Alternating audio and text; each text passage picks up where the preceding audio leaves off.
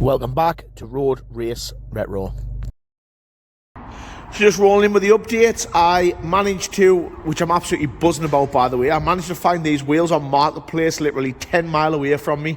They're a rare old wheel, but they're very lightweight. They're called ZCW Bolt. They were in the same stud pattern.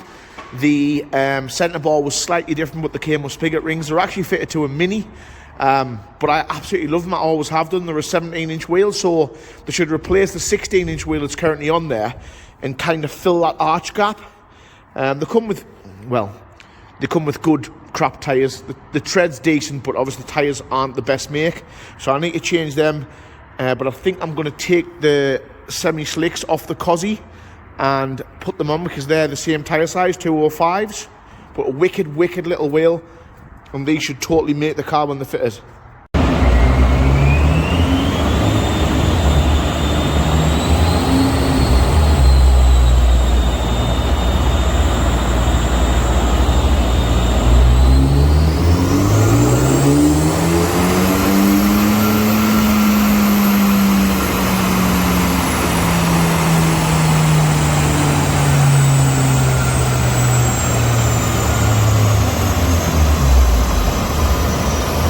So it looks like the car's already been messed about with.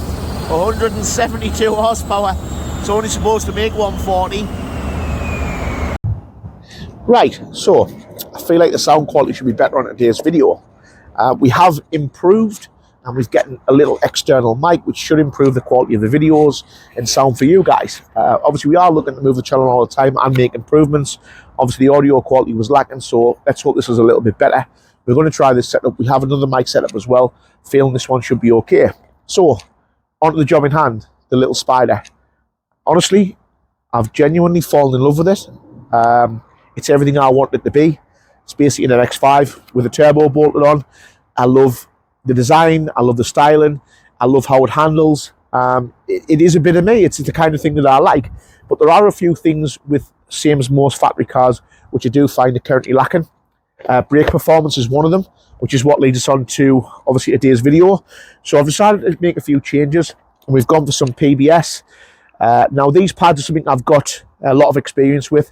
I've used them in the Hondas and the other hot hatches that we've had, and what I find is the lightweight cars, these work very well. There's a lot of stopping power involved, and I find with stock calipers without upgrading to a BBK like a big brake kit, the PBS pads are awesome for the money.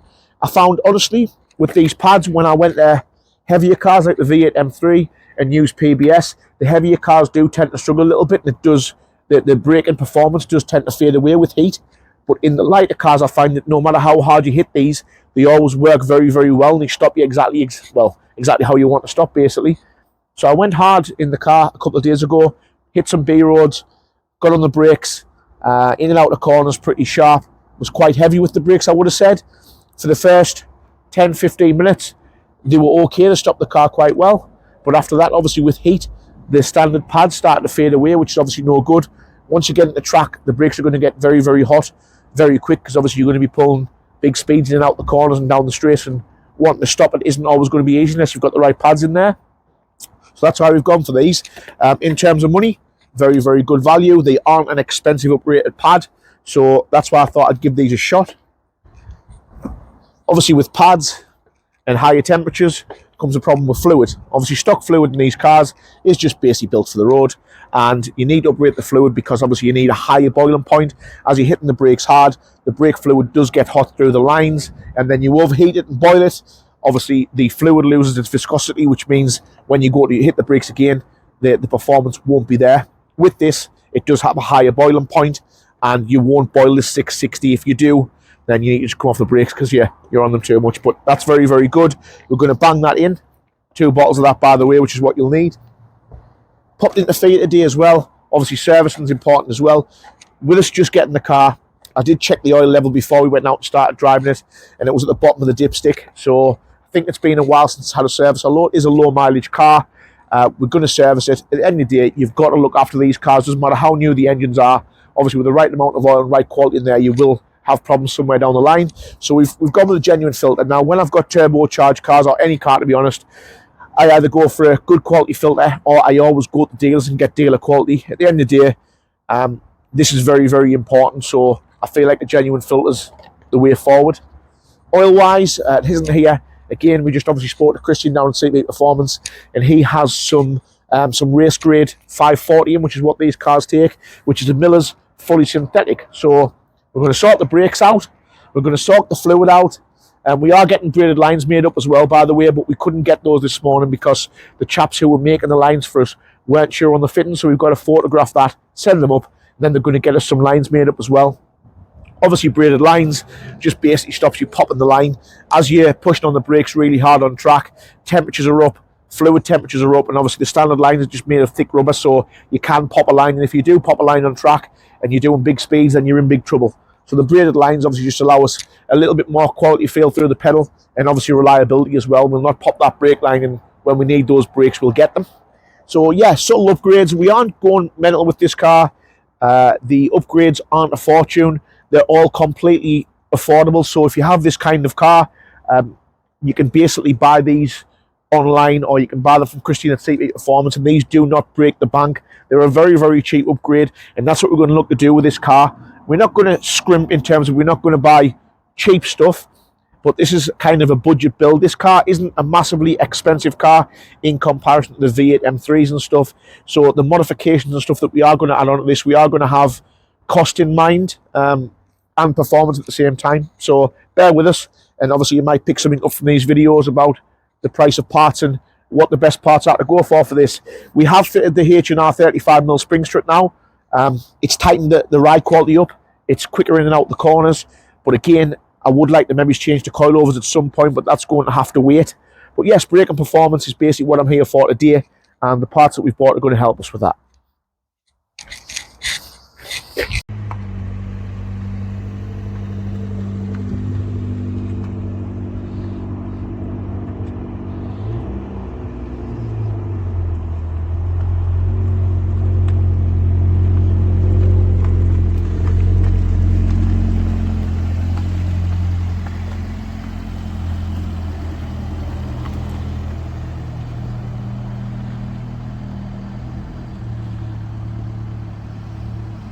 So there we are. Obviously those are our new well, they were new a couple of years ago, but the new H&R springs, so you can see there. And Dave has fitted the PBS pads up. So Dave's actually self-admittedly told me he actually likes working on this car, which is a surprise. Nobody likes working on cars, but obviously the beauty of having something that's new and low on the miles is that nothing snaps, all the bolts come out nicely, and I think it makes a nice difference.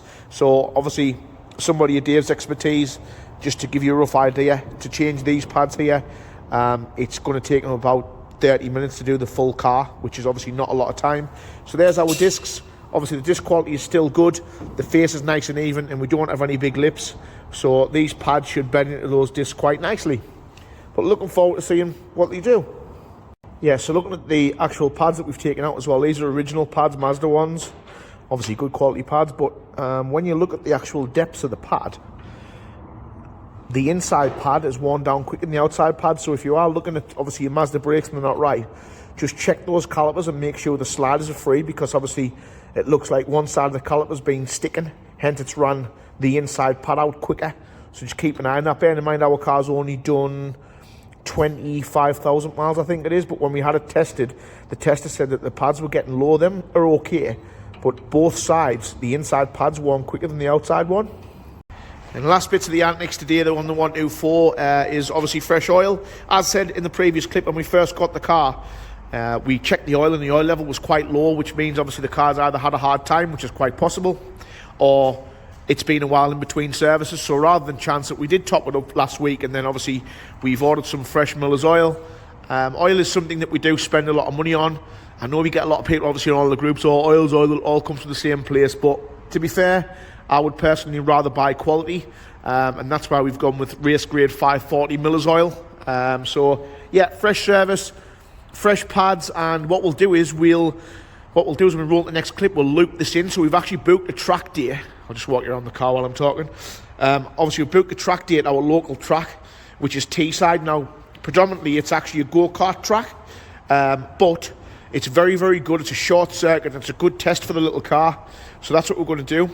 So I'll put this all into one video, and we'll get some clips down at the track day on Friday.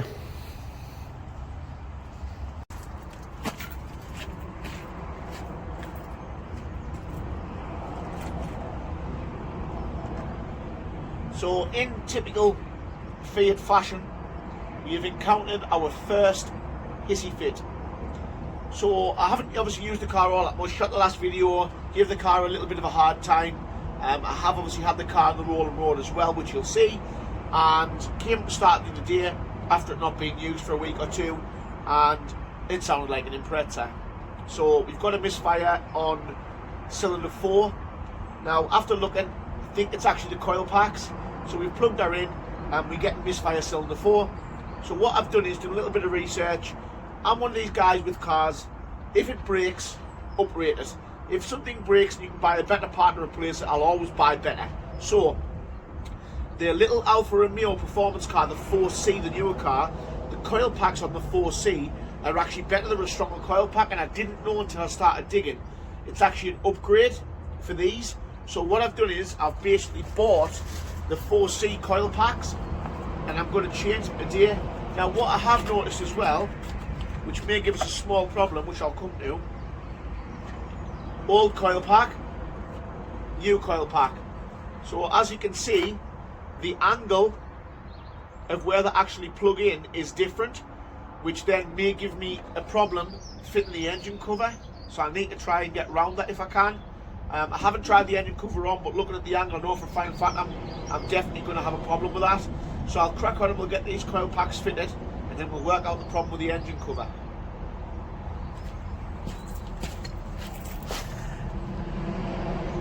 So there she is after fitting the coil packs, and it turns out it wasn't even the coil packs, it was the plugs. So the plug on cylinder 4 had pegged it. So full uprated set of Bosch plugs in, full Alfa 4C coil packs in, and she's purring again. Now I did have a small problem. If you were going to do this coil pack upgrade, the engine cover can be a bit of a pain to fit. Now what you'll actually see is under the engine cover there's like little plugs where the engine cover plugs into, and they just screw into the head. Unscrew those, put a couple of washers underneath, screw them back in, and it lifts them. Then you can get your engine cover back on. But yes, she is all ready to go again. Over the moon. Obviously you do expect little problems, but yeah, all sorted. Uprated coil packs, uprated plugs, ready to go again. So that's the end of the next episode with the Spider. Now, one thing I will tell you about the Spider that I hate. Bear in mind, this car stole my heart. Like, I absolutely love it. I really, really do. But look at that, man. Like, there's no cup holders, man.